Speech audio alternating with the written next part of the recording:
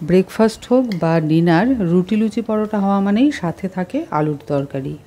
সাধারণত রুটি লুচি পরোটার সাথে আমরা আলুর তরকারি খেয়ে থাকি, কিন্তু একঘেয়ে এই আলুর তরকারি রোজ রোজ ব্রেকফাস্ট বা ডিনারে খেতে খেতে আমাদের কিন্তু প্রচণ্ড বোর লাগে। সেজন্যে আজ কাঁচা কুমড়ো দিয়ে একটা একদম অন্যরকম রেসিপি শেয়ার করলাম আপনাদের সাথে, যেটা শুধু রুটি লুচি পরোটা নয়, ভাতের সাথেও খেতে খুবই ভালো লাগে। একদমই সাধারণ আর ঘরোয়া উপকরণে তৈরি। আপনারা এই রান্নাটা অবশ্যই বাড়িতে করে খেয়ে দেখে আমাকে কমেন্টে জানাবেন আপনাদের কেমন লেগেছে। আসুন তাহলে ভিডিওটা শুরু করা যাক।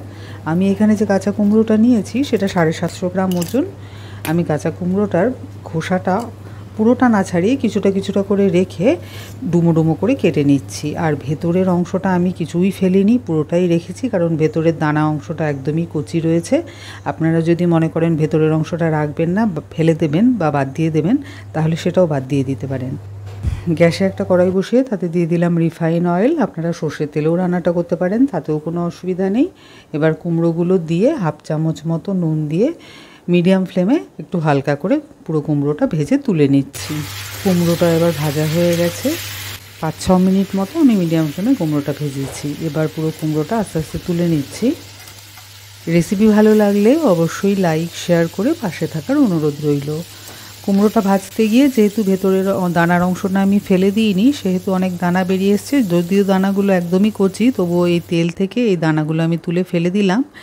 এবার কড়াতে যে তেলটা পড়ে আছে তাতেই দিয়ে দিলাম হাফ চামচ পাঁচফোড়ন, একটা কারি পাতা, একটু নেড়েচেড়ে নিয়ে এখন দিয়ে দিচ্ছি হাফ চামচ জিরে গুঁড়ো, হাফ চামচ ধনে গুঁড়ো, সামান্য একটু হলুদ গুঁড়ো, দিয়ে দিচ্ছি 4 থেকে 5টা কাঁচা লঙ্কা একটু থেতো করে নিয়েছি, সেটাই দিয়ে দিলাম। আপনারা চাইলে কাঁচা লঙ্কা বেটেও ব্যবহার করতে পারেন। সাথে দিয়ে দিলাম হাফ চামচ আদা বাটা।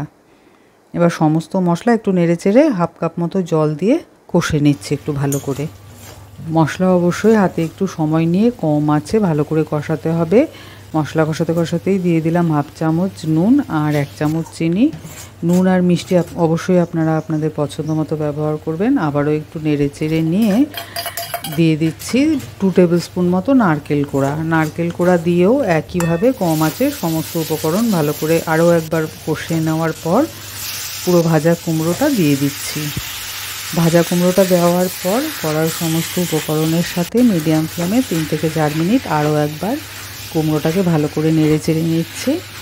এবার দিয়ে দিচ্ছি কুমড়োর মধ্যে 1 চামচ চালের গুঁড়ো। এতে কুমড়োর তরকারিটা আরও একটু মাখা মাখা হবে, একটু টাইট হবে তরকারিটা। যেমন কুমড়োর ভেতর থেকে জল বেরিয়ে একটু জলো জলো ভাব হয়ে যায়, সেজন্য চালের গুঁড়োটা ব্যবহার করলাম।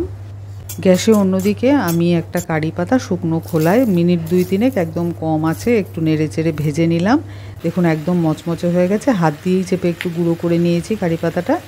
এবার এই কারি পাতাটাই আমি পুরো কুমড়োটার উপরে ছড়িয়ে দিচ্ছি, দিয়ে একটু নেড়েচেড়ে নিচ্ছি। ব্যাস, তাহলেই রেডি। এবার গরম গরম পরিবেশন করতে হবে। কাঁচা কুমড়ো দিয়ে তৈরি আরও অনেক নিরামিষ রেসিপি আমার চ্যানেলে আপলোড করা আছে, আপনারা চাইলে গিয়ে দেখে নিতে পারেন।